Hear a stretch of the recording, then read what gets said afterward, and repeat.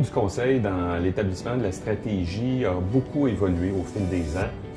Je dirais qu'on pourrait répondre en deux temps. Dans un premier temps, on va parler de planification stratégique. Si on regarde, il y a peut-être une dizaine d'années, le rôle du conseil d'administration, c'était surtout d'approuver le plan. Donc, l'équipe de direction présentait le plan stratégique, quelques hypothèses, il y avait une discussion, somme toute limitée, et quelques suggestions, modifications. Aujourd'hui, on est vraiment loin de cette approche-là. On est de plus en plus impliqué. Donc, le conseil veut s'approprier la stratégie de l'entreprise. C'est fort important. Il va y avoir une implication plus grande tout au long du processus.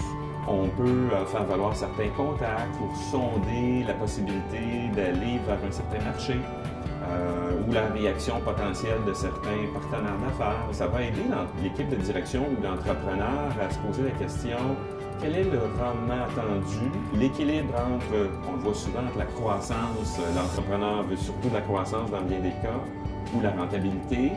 Donc cet équilibre-là doit être bien défini, puis le conseil va apporter un gros soutien à ce niveau-là.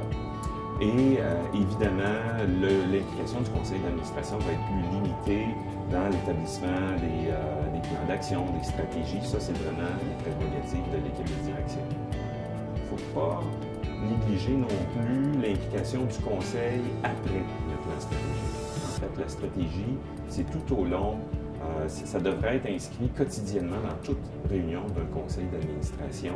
Et un des éléments importants, c'est d'impliquer le conseil ou de faire un suivi statutaire du plan stratégique ou de la stratégie d'entreprise dans les réunions du conseil. Faire un suivi, ça peut être très simple. Moi, je suggère toujours petite lumière jaune, rouge ou verte.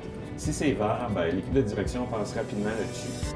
Si c'est jaune ou rouge, prenons un exemple d'un projet d'expansion d'usine, on peut avoir des problèmes avec les permis environnementaux.